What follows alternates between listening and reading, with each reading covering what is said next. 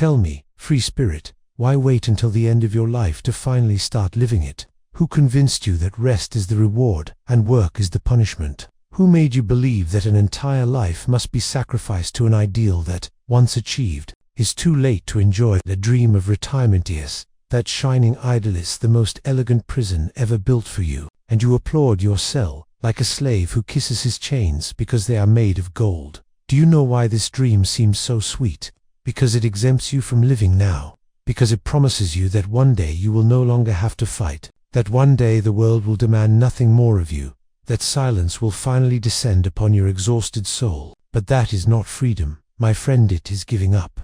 It is nihilism dressed up as utopia.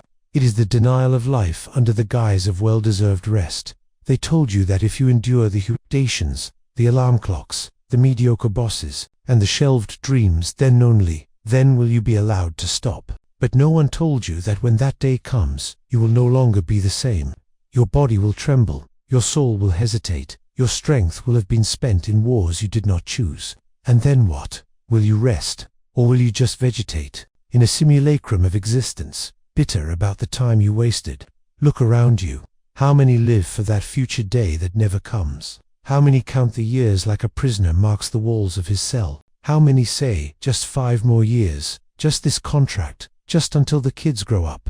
They don't live, they survive. And when they are finally released, they discover that they no longer know how to be free. The work ethic, modern cult of continuous, endless effort was born from the same source that produced ascetic monks, the same impulse to deny life, the same contempt for the present, the same obsession with the hereafter. Christianity promised paradise after death. Modernity promises retirement after exhaustion. In both cases, life is just a test for an ideal state that never comes. And you believed it. You believed that you will be rewarded for your sacrifice, that there is justice in fatigue, dignity in waiting. But there is only deception. They sell you rest as if it were freedom, when it is only emptiness. Retired, a beautiful word for a human being stripped of function, power, challenge. What will you do then? Gardening, travel, sleep a little more, read the books you've let pile up for 40 years. Is that life? Or anesthesia? You are not made to rest. You are made to create, to fight, to overcome yourself. And even when it seems that your body no longer responds as it once did, your soul can still burn like lightning, but only if you refuse the consolation of the weak. Only if you abandon that bourgeois ideal of peace and security, which is nothing more than the renunciation of the tragic, the grandiose, the Dionysian. See, the trap. The closer the end approaches, the more you are persuaded to reduce your life to the bare minimum. Reduce risk, reduce desire, reduce intensity. Don't do it. Don't prepare for death by becoming dead while still alive. You must live until the last moment, as one who defies time, not as one who begs for mercy from it. And why does society push you so zealously toward this fate? Because a man who withdraws is a harmless man. Because a demobilized human being, without will, without vision, without the need for confrontation, poses no threat. Retirement is the triumph of domesticity. It is the pinnacle of obedience, the last stage of herd morality. You are not a herd, or rather, you don't have to be, but you must decide whether you will continue dreaming of rest as a peasant dreams, of rain, or whether you will dare to live dangerously until your last breath. A dignified life is not measured by the absence of effort, but by the presence of meaning. You say you want to rest because you are tired, but I ask you, tired of what? Of living or of obeying? Of fighting for yourself or of serving others? For there is a tiredness that purifies the tiredness of creation, of surrender, of dancing on the edge of the abyss. And there is the fatigue of submission, the kind that corrodes in silence, that numbs your eyes and makes your heart beat to the rhythm of an agenda that is not yours. Freeing yourself from work is not freeing yourself from life. That is where the mistake lies. True freedom is not in rest, but in affirmation, in choosing your own weight, your own pain, your own path. The creator does not retire. The warrior does not retire. Only the slave asks for a truce. Only those who have served the machine dream of switching off. But those who have lived by their own will never want to stop. They will only want to transform themselves. Tell me, what will you do when you no longer need to work?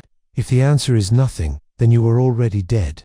But if the answer is everything I've always feared, everything I've never allowed myself, then perhaps there is still hope in you. Then perhaps you are not a trained corpse, but only a sleeping spirit. Awaken, then tear up that silent contract with mediocrity. Stop dreaming of the end as if it were the beginning, and start now. Don't wait for retirement. Die now to the old ideal, and be reborn to your own will. If you've come this far, it's not for comfort, but for discomfort. Something in you groans, screams, stirs. Hear that call. It doesn't ask for peace. It doesn't ask for peaceness. Look at those who have retired. See their faces. There is no peace in them that they promised youth. There is boredom. There is resentment. There is a bitter nostalgia for what has never been lived. They say, now I can do whatever I want. But what do they really want? They don't know. They have been trained to obey for so long that they no longer know how to desire. Their freedom is an empty room. Their routine is an echo. And their greatest pastime is watching the lives of others. You call that a reward. I call it mockery. Understand this. A soul that has been domesticated for decades is not set free with a retirement certificate. On the contrary, it fears freedom. It fears the emptiness of choice, the silence of the schedule, the weight of the time that now belongs to it. That is why so many fall ill soon after hanging up their boots. The body, which once obeyed the rhythm imposed by the world, cannot bear the absence of beats. Illness creeps in as a substitute for meaning. Real tragedy is not dying of old age, but dying without having lived. And you know what's even crueler? Many dream of retirement as an escape, but never even get there. They are devoured along the way. They die first, or get sick first, or go crazy first. Or worse, they continue working even after retirement, because the system forces them to, or because they can no longer stop. They have been so absorbed by the machine that, even when free, they continue spinning by inertia. The ideal of retirement is one of the greatest instruments of control ever invented. It organizes your life, like a railroad track. School, work, marriage, children, bills, exhaustion, relief, the end. And you follow it, not because you chose to, but because everyone else does. The track is safe, predictable, and for that very reason, deadly. They tell you to plant now, to harvest later. But those who plant only to harvest grow old before they bloom. Life is not a field, it is a jungle. And in the jungle, it is not the patient who survives, but the fierce. It is those who reinvent themselves every morning. It is those who refuse comfort as an end, and use it only as a brief respite between two wars. The bourgeois ideal of retirement is a betrayal of the Dionysus in you. Dionysus does not want rest. He wants intensity. He wants to live until he is consumed by his own flame, not slowly extinguished like a candle in an empty room. Do you know what the world fears most? A dangerous old man, an elderly person who has not surrendered, a spirit that, even at 70, still dares to say no, still dares to create, still dares to love violently, laugh with disdain, live with insubordination. The whole society conspires to prevent this from existing, because a dangerous old man is living proof that the system has failed to tame man. But a tamed old man, he is celebrated. He gets parties, cakes, gold watches. He has become harmless. He has become an example. He has become a showcase for young people to learn. Do as he does. Work hard. Wait. One day, you too can do nothing. How awful. Time is yours, but only if you have the courage to take it. The retirement clock does not mark the beginning of freedom. It marks the end of illusion. If you want to live, start sooner. Start now, before it's too late. Yes, there is weariness in you, but this weariness is from falsehood, not from life. It is the weariness of wearing masks, of living according to other people's schedules, of feigning enthusiasm for goals that were never yours. When you let all that go, the weariness disappears. In its place, fire appears. That fire appears. That fire, that desire you were repressing is what was stolen from you in the name of security. They tell you that taking risks is for young people. That's a lie. The real risk is growing old without having dared. It's looking back and realizing that your only chance to truly exist has passed and that you traded it for stability. There is no stability. Everything changes. Your body changes. The economy changes. The world changes. The only thing that can remain is your loyalty to who you are. But for that, you need to be willing to throw away the entire script, including the ending. Don't retire from life. Transform it. Don't wait for someone to tell you when to stop. Decide when to start. If you don't know what to do with your freedom, it's because you never learned to want it. But wanting is an art, one that needs to be practiced. How do you practice it? By saying yes to what excites you, by saying no to what numbs you. Run away from those who tell you to stay focused until retirement. They've already given up. They've become zombies on their way to a rest that will never be enough. You're not a zombie, or at least, not completely yet. Ask yourself now, brutally, what have I been putting off in the name of comfort? What risks have I not taken for fear of losing something that doesn't even give me pleasure? What version of myself has been suffocated by the promise of a later that never came? And if you answered honestly, you know what you must do. This video is not a tribute to incessant work, nor is it an ode to eternal idleness. It is a call to creation, to a lifestyle that does not need to be interrupted to make sense, that does not need an escape at the end because it has always been an affirmation, that does not dream of rest because it dreams with intensity. May you reach the end, not saying finally, I can stop, but I have lived so much that now I can die. And if you want to leave a mark, a footprint in this world, abandon right now that dream that is not yours, that promise made by cowardly men, repeated by sick institutions, fed by your own cowardice, and then, as a symbol of your refusal, write down here in the comments, not your profession, but your calling, not the position you held, but what still burns within you. Rebels don't retire. Creators don't stop. Free spirits don't surrender. They say that life has phases, and that each phase has its purpose. Youth is for learning.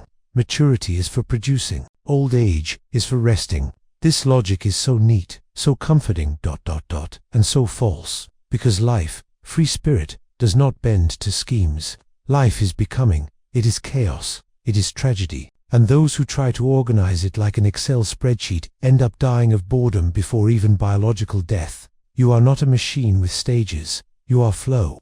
You are flame. You are instinct. And everything that tries to turn you into a cog, be it a system, an ideology, a routine, is your enemy. Retirement as the ultimate goal is the sneakiest of these traps, because it presents itself as victory. But it is the end of the dance. Look honestly at those who live, counting the days until they can stop. What kind of existence is that? A calendar of self-imposed torture, each page torn off with relief and despair. Is that what you call a dignified life? Building a future? I tell you, it is just the staging of a dead hope, the infinite postponement of what you should be living today. But you are not alone. This cult of a better future is collective, a secular religion, where paradise is called free time and hell is never retiring. Companies are churches, managers are priests, social security is the Vatican of boredom, and everyone prays, day after day, to this invisible God called absolute rest. And when that day comes, when they finally see themselves free, they discover that freedom, unaccompanied by will, is a burden. They wander through the mornings without knowing what to do. The afternoons drag on like endless penance. At night, sleep does not come because the body has not been exhausted by anything worthwhile. They become shadows in supermarkets, extras on park benches. The clock has stopped, but they remain prisoners. You think I'm exaggerating, but look, is there anything more tragic than a human being who has spent their entire life obeying, dreaming of the day when they could be their own boss, and when that day comes, they don't know what to do? Freedom without power is an invisible cage. And why does this happen? Because from an early age, you are taught not to truly desire anything. Desire is dangerous. It is disorganized. It is unpredictable. And society needs predictability. So instead of cultivating your desires, you are taught to endure, to wait, to accumulate, to follow rules, to dream of the moment when all this will end, as if that moment alone were enough to justify decades of renunciation. But wanting, when repressed for too long, rots, turns into bitterness. It turns into sarcasm. It turns into disease. And that's what we see. Legions of men and women who no longer know what they want, only what they avoid. They avoid stress. They avoid mistakes. They avoid regret. They avoid life. You were made to want, but not just any want. Not the desires imposed by the market or tradition. You were made to want with power, with the creative force of a spirit that knows itself. And that, my friend, does not retire. It does not ask permission. It does not need permission. It is your birthright, but only if you have the courage not to abandon it in exchange for security. Think about it. If the eternal return were true, if you had to live your life exactly as it is, over and over again, would your retirement be a cause for joy or despair? Would you live again your days of waiting, your years of procrastination, your Sundays of affliction, your plans always for later? If the answer is despair, then you know your life needs to be transformed, not reformed, not adapted, but broken and recreated. And yes, that is dangerous. It is exhausting. It is lonely. But it is the only path worthy of a creator, because the alternative is to crawl to the end, hoping that rest will save you from the pain of not having lived. Here's your dilemma. Either you become the author of your own time, or you will always be a servant to someone else's schedule. Either you create your own values, including what it means to stop, or you will be held hostage by the vocabulary of the herd. Contribution, stability, average salary, acquired rights, words that sound important, but are just decorated chains. And behind them lies the brutal reality. They want you to wait, because those who wait don't act. Those who wait don't disturb. Those who wait are harmless, but you are not harmless. You have the spark of tragedy within you. You were born to go beyond good and evil, and that also includes going beyond the useful and the useless. A great life is not measured by its usefulness. It is measured by how much of yourself it fulfills. Usefulness ends with retirement. Power never does. So refuse the role of a worn-out piece on a board that was never yours. Rewrite your trajectory, like someone who destroys a bridge never to return. Abandon the ideal of stopping and exchange it for the ideal of transforming. Working is not the problem. Serving a false purpose is living for a paycheck is what kills you. Living for meaning is what keeps you alive until the last second. And if they tell you that you're too old to start, respond with a laugh, because nothing scares the domesticated more than someone who refuses to grow old on the inside. So, free spirit, ask yourself, what am I putting off with the excuse of retirement? What fears am I disguising as planning? How many deaths have I imposed on myself with the excuse of being responsible? If you have the courage to face these questions, you will know that you don't have to wait any longer, that your time is now, that your life begins where the lie of security ends. But it is not enough to see the prison. You must also desire escape, and here begins the true test of the spirit. Because escaping the logic of retirement is not just rejecting a social concept, it is facing everything you have made of yourself in its name. It is destroying the identity you have created, based on being useful, responsible, disciplined. It is abandoning the persona of the obedient worker and being born at last. As the untamed creator, you have always suffocated. And this birth is not beautiful. It is grotesque. It is painful, because it requires confronting everything you have neglected in yourself, the aborted dreams, the ridiculed desires, the impulses you repressed to please bosses, rules, schedules. That part of you is not dead, just silent, and it screams. It screams like a hungry beast, and either you set it free, or it will devour you from within. That is the real danger of retirement. It comes at a time when your inner beast is already weak, barely growling. You call it wisdom, but it is only surrender. You call it maturity, but it is only cynicism. You say you are calmer, but you are only less alive. I don't want you to grow old in peace. I want you to grow old in flames. I want your presence, at 60, 70, or 80, to still disturb the complacent. May your existence be an uncomfortable reminder that the will to power does not retire. May your lucidity be offensive. May your freedom cause envy. May your energy be unpredictable and uncontrollable. But for that, there is a price. The price is to renounce everything you were promised in exchange for your obedience. It is to say, I don't want stability. I want meaning. It is to say, I don't care about being respected for having accumulated decades of service. I want to be feared for having dared to be myself until the end. And then come the disapproving looks, the comments from the domesticated. You're too old for that. Why don't you rest? You've already given all you've got. These phrases are not advice, they are defenses. Defenses of those who cannot bear to see someone breaking free from the cage they have chosen to remain in. They need you to rest, so that their rest seems legitimate. They need you to stop, so that their mediocrity is not exposed by your restlessness. They need you to disappear, so they can pretend they did the best with the little they chose to live. Don't give them that gift. Stand up. Reinvent yourself. Restart the game. Change the rules. If you were a doctor, now be a poet. If you were an engineer, now be a wanderer. If you were a family man, now be a father of ideas. If you spent decades taking care of others, now take care of your soul. Your soul is hungry, and the banquet will not be served by a government paycheck. To live is to affirm, and that requires denying what is no longer yours. Retire your fears. Retire your disguises.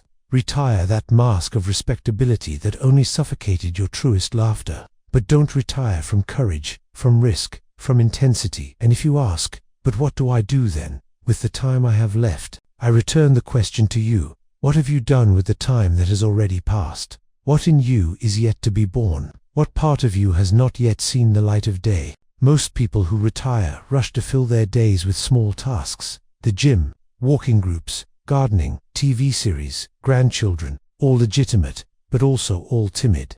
Where is the impossible project? Where is the risk? Where is the cry you never dared to give? Are you still alive? Then there is still time. Yes, you may not have the same physical vigor, but your soul doesn't depend on that. The soul doesn't need muscles, it needs fire. And that fire only burns in those who decide not to give up, even when the body trembles, even when the world says enough is enough. The world doesn't decide when you reach the end, you decide. And at that moment, let me ask you something you've been avoiding since the beginning of this conversation. Did you really want to stop, or did you just want to stop being a slave? Because there's a huge difference between the two. One asks for rest, the other asks for transformation. Do you want rest? Then the video ends here. Lie down, close your eyes, wait for death. But if you want transformation, if something in you still pulses, still beats, still roars, then listen to me carefully. You weren't made to fulfill a schedule. You weren't made to close the cycle within it's finally over. You were made to transcend your own biography, so that the last phase of your life is not an ending, but a higher beginning, a transvaluation, a final work of art, where old age is not decay, but coronation. And this crowning is not made of medals, nor honors, nor formal smiles. It is made of the sparkle in the eyes of those who did not conform, of the deep silence of those who owe nothing to anyone, of the loud laughter of those who say, now, yes, I am mine, but you still hesitate. You feel the call of greatness within you, but soon a voice arises subtle, whispering, damn, that says, what if it's too late? This is the last trap of the herd, sterile regret. They want you to believe that you have missed your chance, that all that remains is to accept comfort and wait for the end with dignity. Dignity, I call this polite cowardice, surrender disguised as maturity. Listen, as long as you breathe, it's not too late. As long as your gaze still reaches the horizon and your mind still projects futures, it's not too late. Time only runs out for those who have decided to stop reinventing themselves. For those who, like old trees in a dark forest, resign themselves, too rotting standing up. But you are not a tree. You are thunder. You are a moving abyss. You are an idea that refuses to become memory. And if you choose to live with the strength of those who have nothing left to lose, then you will see what few have seen.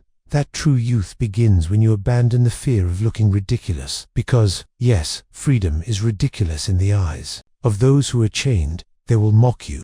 They will say that at 60, you are going to start a band, write a book, live on a boat, learn Russian, do theater, study physics, love again. All of this will seem like a joke, and it will be, but a sacred joke, told with the laughter of the gods. That's what the herd can't stand. That someone plays with life when everyone else has decided to take it too seriously. They want old age to be gloomy, disciplined, silent. They want you to walk slowly, speak little, accept everything with composure. They want you to die with composure. But what if I told you that the highest dignity is to die like someone who has lived too much? Not from illness, but from creative exhaustion, from an excess of passion, from an intensity irreconcilable with order. They have no word for it. I do. It is the Bemensch, the human, who becomes more than human, not because they are strong, but because they dared to break all expectations, including that they should grow old like everyone else. The dream of retirement, my dear, is the epitaph of a spirit that never dared, that planned too much, risked too little, and trusted promises that are only good for those who are already dead inside. You will not be that man. You will not be that woman. You will not end your life waiting for it to pass. You are now what you decide to be. Nothing holds you back except the fear of admitting that you have always been free. And that fear, if not crushed now, will dominate you forever.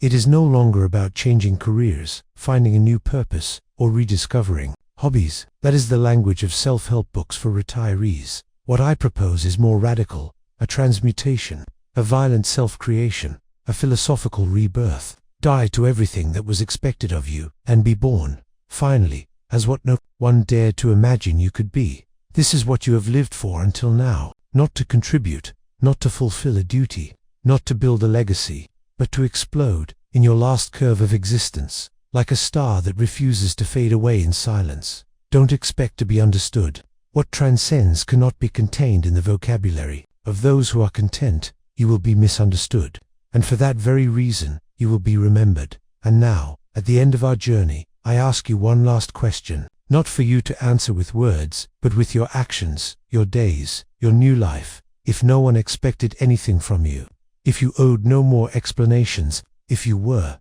finally, a being without function, what would you create with that freedom? Make that your new beginning, your new name, your revenge against boredom, against routine, against those who told you that your time was running out, and then live. Live as a challenge to the logic of the world. Live as someone who no longer needs rest, because every second of existence has become rest and struggle at the same time, like the dance of a drunken god. And when they say that this is madness, respond with a smile. I am the madness that did not surrender. I am the retirement of nihilism. I am the rebellion of the spirit. I am, finally, what has become what is. And if these words have set you on fire, then be a spark for others. Leave your mark here, in the comments, not with your past profession, but with your future creation. Not with what you were, but with what you are about to become. And if you are bold enough, just write, I am a dangerous old man, or I am an indomitable woman, and see who else has the courage to declare themselves like this, because the revolution of those who do not retire begins now.